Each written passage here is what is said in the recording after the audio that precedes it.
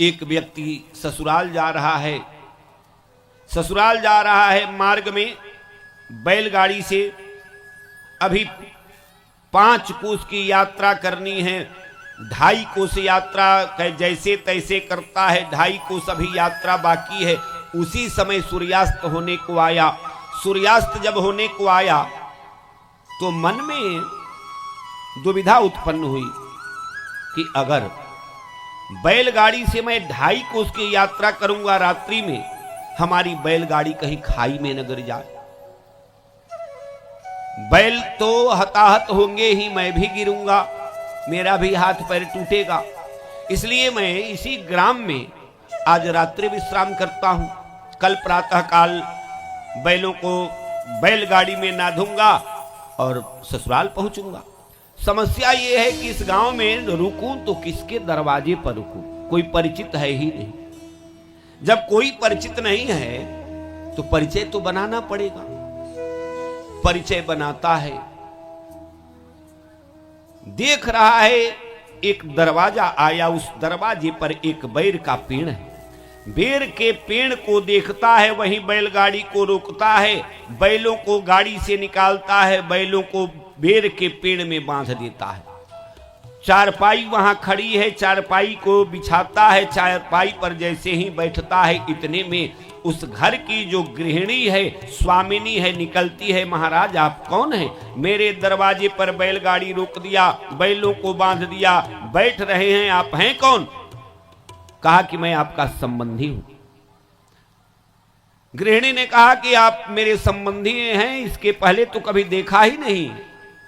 कहा कि आप नहीं जानती हैं, मैं आपके दूर के संबंध में आता हूं, दूर का संबंधी हूं। आपके पतिदेव आएंगे, सब जान जाएंगे। अब हमारी तो संस्कृति है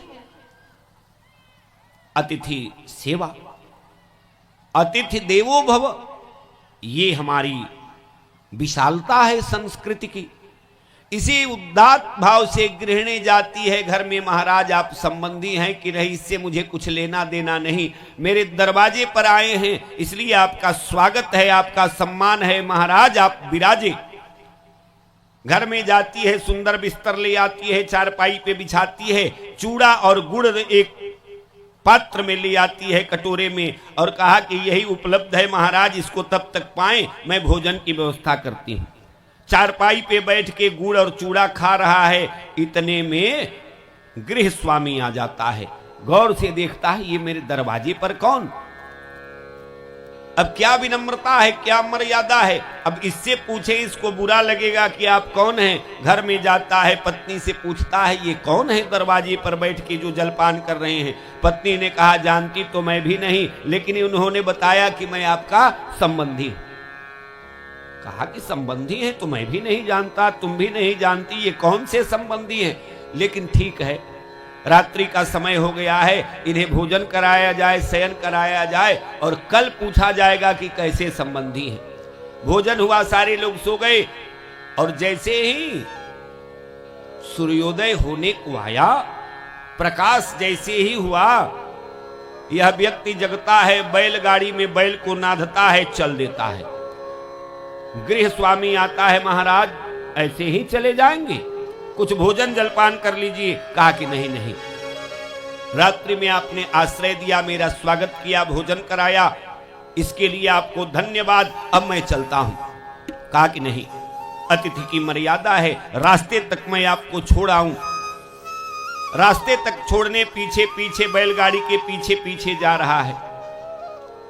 रास्ता आया, कहा कि अब आप चले जाएंगे। कहा कि हां मैं चला जाऊंगा। एक शंका है, दुविधा है। पत्नी ने बताया कि आप मेरे संबंधी हैं। मेरी पत्नी कह रही थी, मेरे मन में भी शंका बढ़ी, दुविधा बढ़ी, जिज्ञासा बढ़ी, आप कैसे संबंधी हैं, जरा ये तो बताते जाइए। कहा कि नहीं जानते। कहा कि नहीं जानता तो पूछता क्यों। कहा कि मैं आपका संबंधी हूं, आप समझिए। कैसे संबंधी हैं? तो कहा कि अस्माकम बदरी चक्रे, मेरी बैलगाड़ी है, और बैलगाड़ी में प्राचीन समय में तो टायर की कल्पना भी नहीं थी, काठ का ही पहिया होता था। तो अस्मिन बदरी चक्री, मेरी बैलगाड़ी में जो पहिया है वह बेर की लकड़ी का बना है।